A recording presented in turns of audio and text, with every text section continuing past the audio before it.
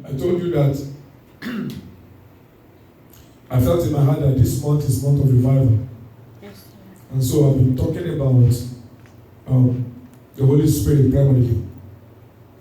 Today being the fourth Sunday, I want to speak on the power to change your world. The power to change your world. The power to change your world. When Jesus was leaving the planet Earth, he told the disciples and he also told us. He said, go into all the world and preach the gospel to every creature. The truth is, he's talking to all his disciples, including you and I. But the world that he's talking about, each of us have our own world.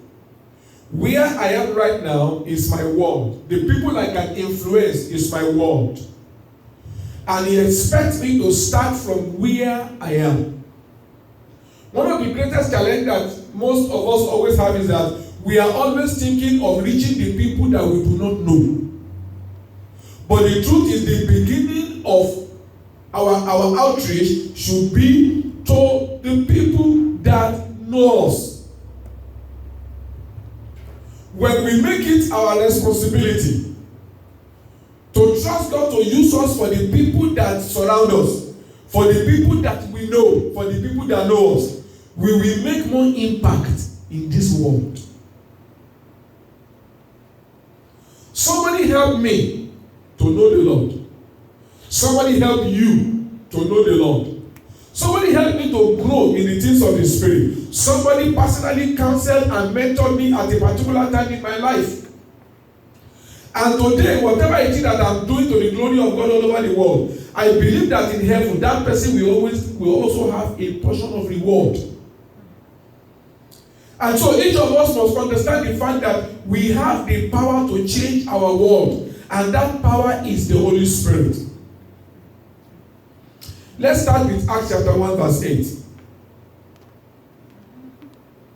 In the book of Acts chapter 1 and verse 8, Jesus was speaking to his disciples.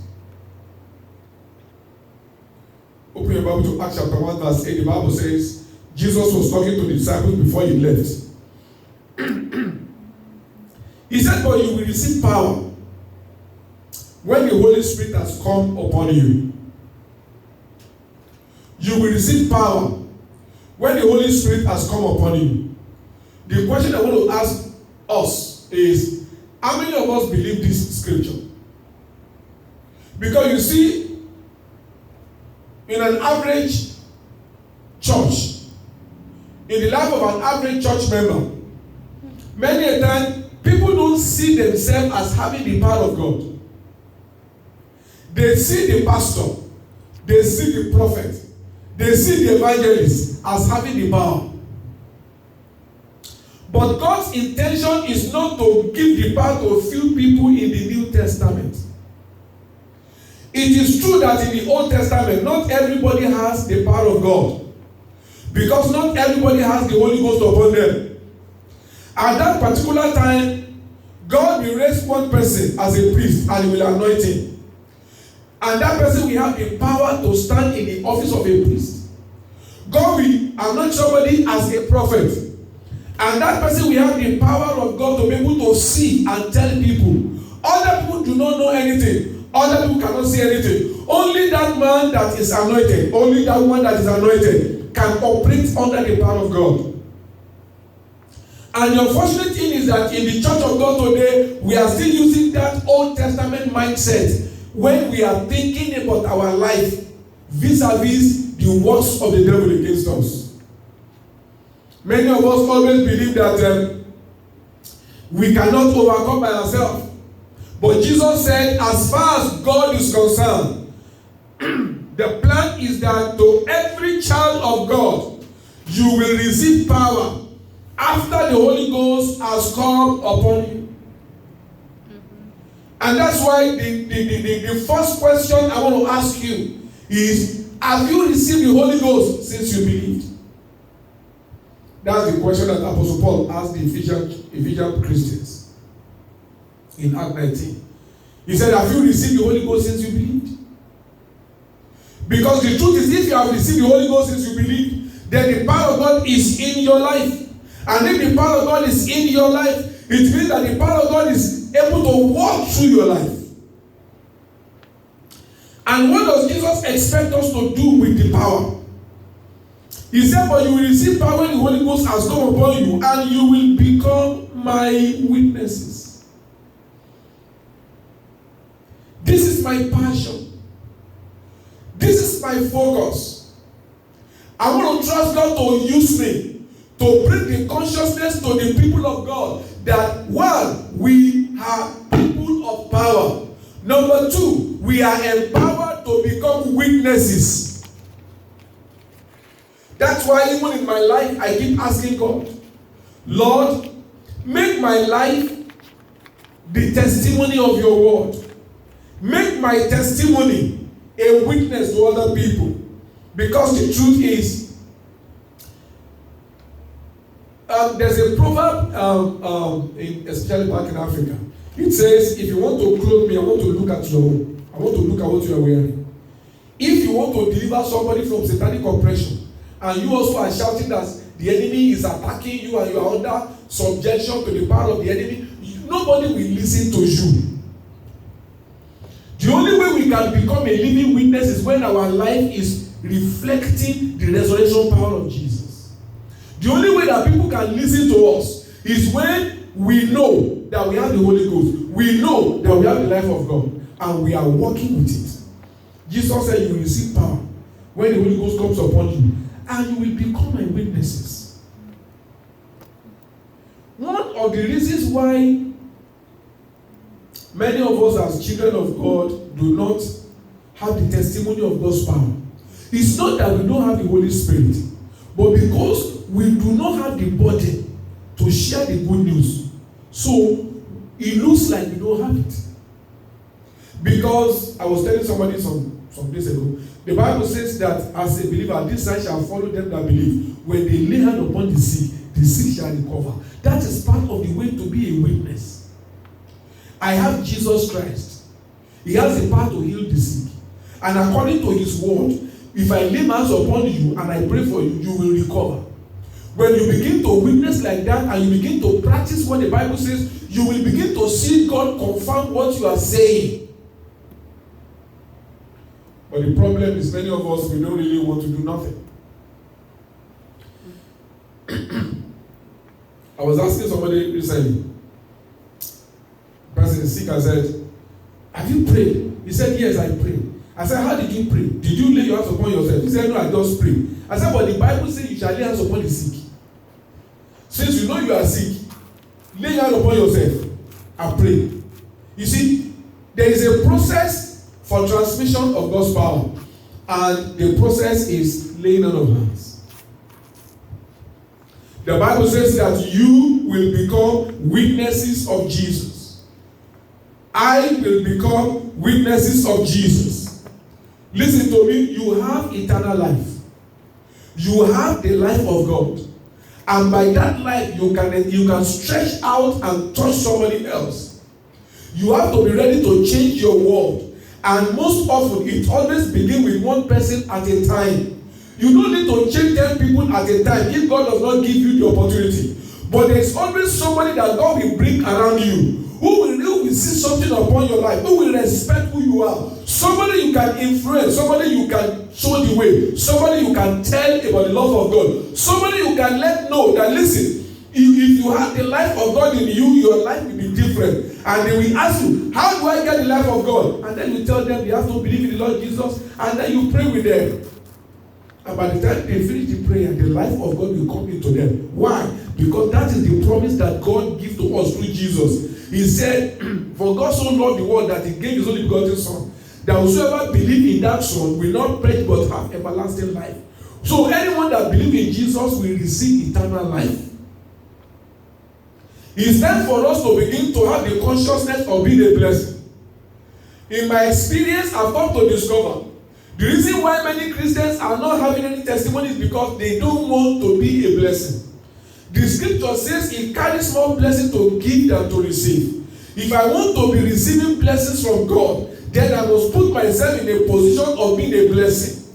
Because as I give, I receive more. As I give, I receive more. Do you think I don't know what I'm doing? By teaching you right now on the word of God, I know that as I pour out to you from what I have already, God will fill me with more. And so I am challenging someone watching me right now. I'm challenging someone listening to me right now to let you know that you are not a child of God for fun. You are a child of God to become a witness of the Lord Jesus Christ. And I often tell people, you don't need to carry Bible if it is not necessary. Because the word of God that you need to share with people is just the story of Jesus, how he came to the world, how he died for our sins, and how that if anybody will accept that sacrifice that Jesus made, they will become children of God. That's all you need to tell them. When they give their life to Christ and then they come into the church, then they will begin to learn more and more about what it means to be a child of God. I want you to know that every one of us have the assignment of being a witness of Jesus. He said that you shall receive power when the Holy Ghost come upon you, and you will be my witnesses, first in Jerusalem, and then in Judea, and then in Samaria, and then to the uttermost part of the earth. Jesus is telling them, start from your immediate environment. Start from your immediate environment. See yourself as someone that can change the world where you are. That place where you are working. Begin to trust God that God will begin to use you in such a way that you, by your presence in that place, you will change that world, that environment. And everybody there will begin to have a sense of righteousness. You know, you should trust God that anywhere you are, maybe among your friends, that whenever they see you, they want to live right, they want to talk Bible, they want to share the word of God. That's what it means to change your world.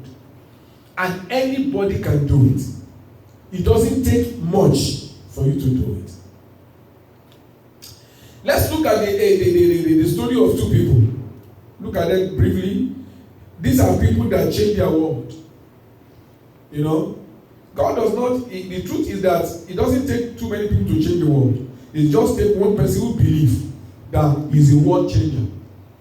And then he begins to move forward and begin to move forward. And as that person begins to move forward, you begin to have progress and advancement. Progress and advancement in the life of the people that surround them. Let's go to Daniel chapter 5. Daniel was a man that was captured with those who were captured as exile into Babylon. Daniel chapter 1. Daniel chapter 5. The king had an encounter. There was an handwriting on the wall. And you know, the king, they were drinking and with all the chiefs and all that. Suddenly the king saw a hand writing on the wall, and nobody could interpret what is there.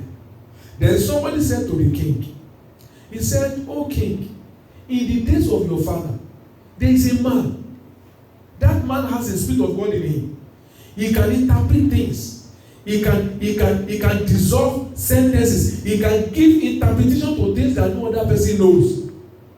And the Bible says that the king sent for Daniel.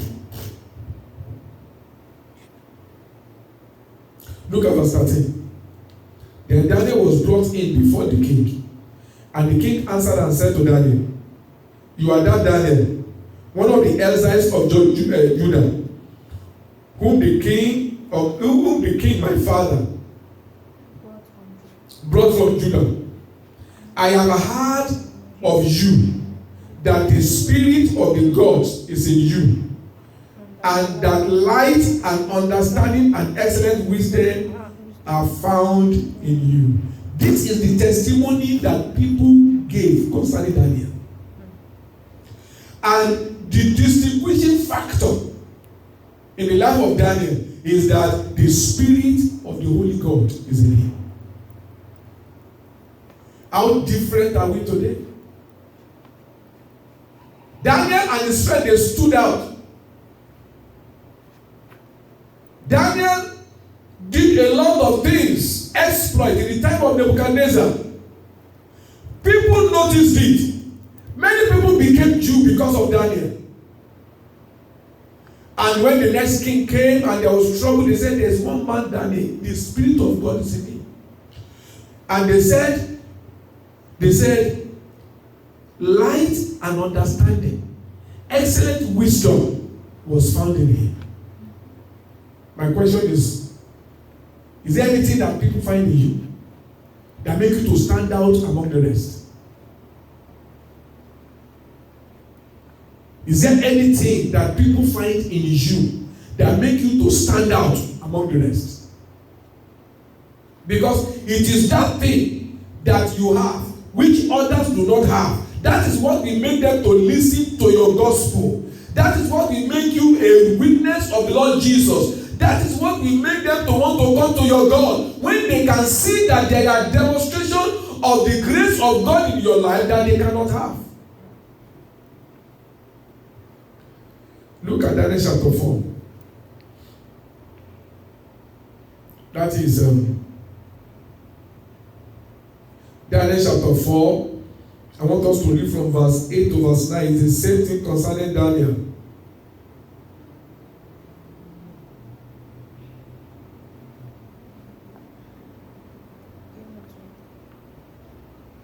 Daniel chapter 4.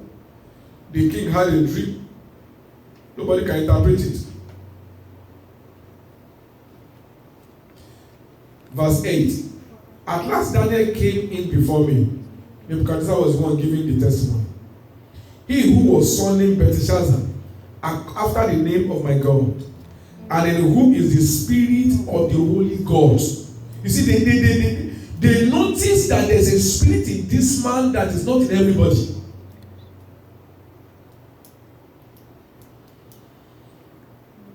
And I told him the dream, saying, O Belteshazzar, chief of the magician, because I know that the spirit of the holy God is in you, and that no mystery is too difficult for you, tell me my division of my dream that I saw and their interpretation. The king testified that there is a spirit of the Holy God in him. You see, we carry the spirit of the Holy God, so we are supposed to be a world changer. We carry the spirit of the Holy God, so there are supposed to be manifestation in our life that is not commonly found in any other person. If you can just see this and open your heart to it and take up the challenge, your life will begin to be a witness among many people. You see, people want to have what you carry, but until they can see what you carry, they don't know what to expect. If every time you speak, you always speak solution, you always speak encouragement, they say, "What? There's something about you. You are not threatened by problem. You are always speaking solution." You tell them, "Yeah, it is because I have the Spirit of God in me." I want that spirit to. Then you need to give your life to Jesus. You see, you just need to find an opening. An opening. Because I heard that the spirit of the Holy God is in you. I like that. When you look at the book of Genesis chapter 41, let's go there. Because you see, what I'm trying to do today is to let you know that you carry an anointing to change your world. The circle of influence that you have, beginning with your wife and your husband and your children and your parents and your friends and your neighbors and your colleague in the office and your friends in the school. You carry power to change their life. It's not by shouting at them. It's by praying that, Lord, let something unusual that you have placed in me begin to show up.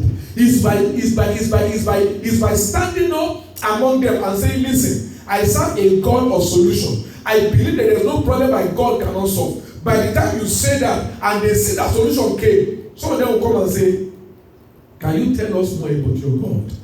Then you tell them, "I am talking about accepting the Lord Jesus Christ." They say, "I'm also born again. I've given my life to Jesus." Then you let them know that you have given your life to Jesus, but you don't still know what you carry.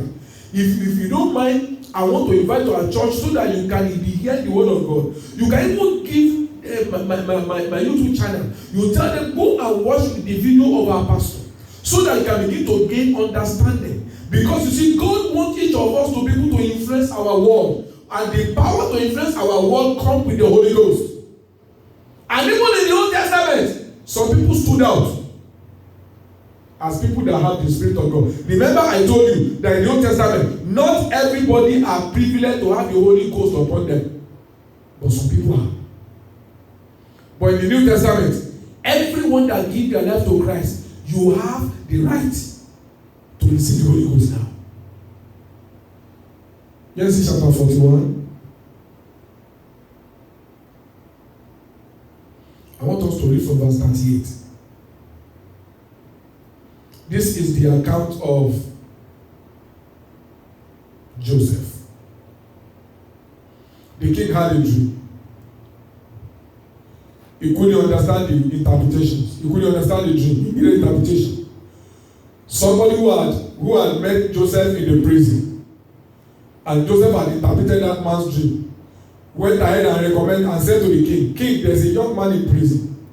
When I met him, I had a dream, and he interpreted my dream, and everything came to pass according to his interpretation." And the king sent for him. Look at verse 30. The king sent for Joseph. When the king sent for Joseph, the king told Joseph the dream. Joseph said, "It's not in me, but my God will give you interpretation of this." And Joseph interpreted the dream of the king perfectly. Look at what the Bible says concerning what the Bible says concerning the testimony of Pharaoh. That is what I want you to take note of. From verse 37. This proposal pleased Pharaoh and all his servants. Verse 38. And Pharaoh said to his servants, "Can we find a man like this, in whom is the Spirit of God?" You see, the Spirit of God that is inside us supposed to make us to stand out in our world. But the unfortunate thing is that many of us don't know that. But when Jesus was going and he was introducing the Holy Ghost to disciples, he said, "You will receive power when the Holy Ghost come upon you, and you will become my witnesses." People will see that there's something different about you. You will tell them about me. Pharaoh said to his servants, "Can we find a man like this, in whom is the Spirit of God?" Then Pharaoh said to Joseph, "Since God has shown you all this, there is none so discerning and wise as you are. Wow. You shall be over my house, and all my people shall honor themselves as you command. Only as regard the throne will I be greater than you."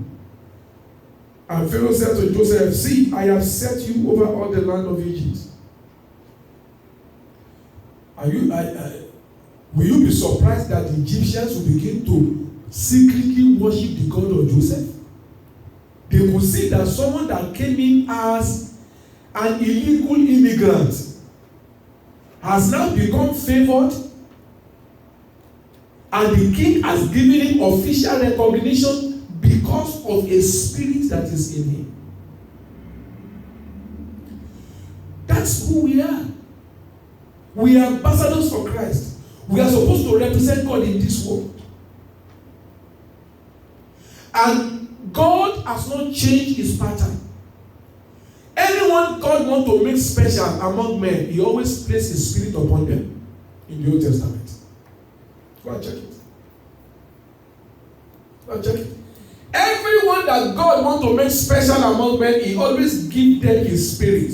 He will put his Spirit upon them. He will ask the prophet to anoint David so that he can stand in the office of a king. He will always pour his Spirit upon them to make them stand out and influence their world. So the question I'm asking you today is, you are born again. You have given your life to Christ. You have the Holy Ghost. So the question is, are you witnessing to your world? Is there something in your life that challenges unbelievers to want to come to Christ? Is there a way you live your life that make the unbeliever to believe that there is something uniquely different in your life from their own.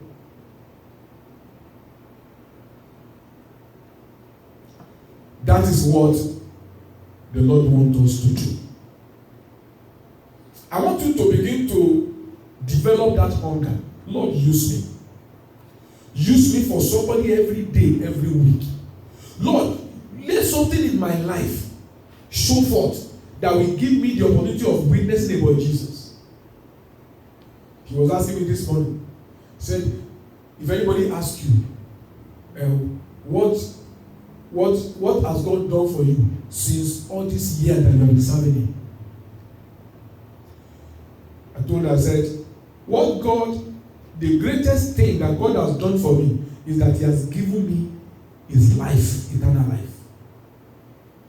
Unfortunately, in this our generation, people want to assess your sonship identity by the car you ride, by the house you buy, by the suit you wear, by the money in your bank account. But the truth is, all those things I just mentioned, though God give them to us because we are His children, but that is not something that should be a unique identity of a child of God, because Satan can give the same thing to those who are not born again. So the only thing that you have that separates you and sets you apart is the Spirit of the living God. Is the Spirit of the living God. Not even gifts, but the Spirit. And Jesus said you will receive power when that Spirit comes upon you. And the proof that you have that Spirit is that you and I, we will become witnesses unto the Lord Jesus. We begin to tell people about the goodness of God. We begin to let them know that, listen, God so loved the world that He gave His only Son.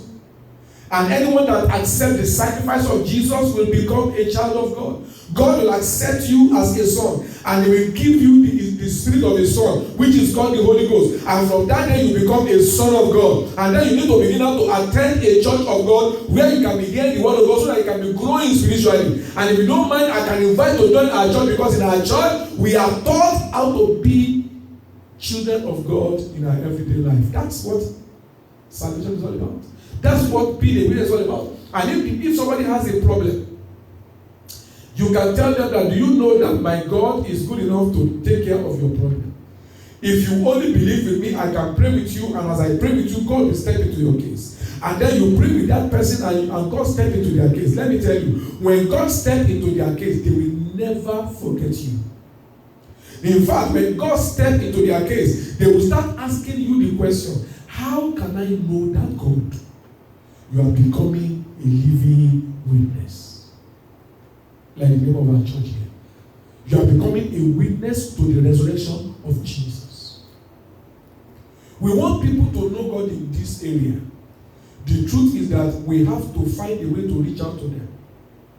We have to find a way to speak to them. To speak to them. Flyers are good. They give information. But the truth is that people become more persuaded, more touched when they can hear your report. When they can hear your report. Back in Africa, we take one speaker and then we go to street and do street evangelism. We talk to people, but you can't do that here. So we have to strategically devise means of reaching out to people. If you believe that you have the Holy Ghost in you, if you believe that you have the power of God in you, then you need to challenge yourself that, how do I begin to reach out to the people that God put around me? The people that are your friends on Facebook, the people that are your friends on Instagram, the people that are your friends on Twitter. You can use those platforms to share the good news with them, because that is the avenue that we are given now. We are in the internet age. And if you are really hungry to be a living witness, if you are really hungry to share the good news, then you have to utilize every opportunity you have. Maybe you have the privilege of being invited to a place where there are homeless people there. Maybe there are prostitutes there. Maybe there are people that it's a group, but it's not really a religious group. You can share with them the good news of Jesus. You use whatever you give to them to share with them the good news. You can go there and counsel the teenagers about how to have a plan for their life, and then you let them know that the truth is that no matter the plan you have for your life, there is someone that can make that plan to come to pass, and his name is Jesus Christ. When you accept him into your life, God will give you his living spirit, and from that time that spirit will begin to guide and lead you. We have to begin to trust God to open doors for us. And one thing about God is, let me tell you one thing. The Bible says that if you are thirsty, God will pour upon you water. If you are thirsty that God, I want to be a witness, God will create the opportunity. One person at a time, two people at a time. God will create the opportunity. He will give you idea of how you can do it. But if you are not thirsty, nothing is going to happen. I mean, God does not respond to people who don't have expectation. I always tell people this, and that's the reason why I change my pattern when it comes to prayer. Pray for people who are sick. Because God always responds to anticipation, expectation. If there is no expectation, the anointing cannot flow. The anointing of God, I can liken it to snail.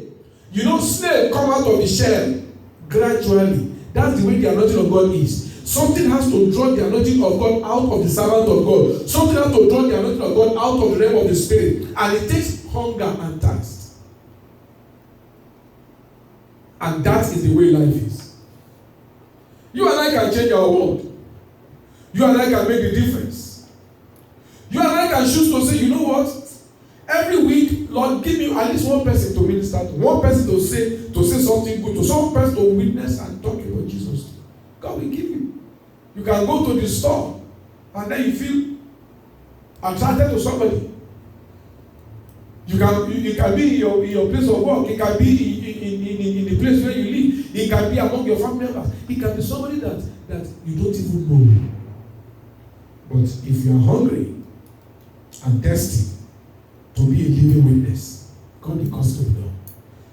I feel within me that I don't want to go because I see have some scriptures here, but I just felt I should just pause it here. So the next the scripture that I want us to go back to now is still Acts 1:8. And I'm going to close there. You shall receive power when the Holy Spirit has come upon you. And what you will do with that power is that you will be my witnesses everywhere you go. You will be my witnesses to people that come around you. I will speak through you to them. A witness is someone that talks about what they hear or see. Jesus is saying that I'm giving you the power so that you can talk about what you have seen, what you have known.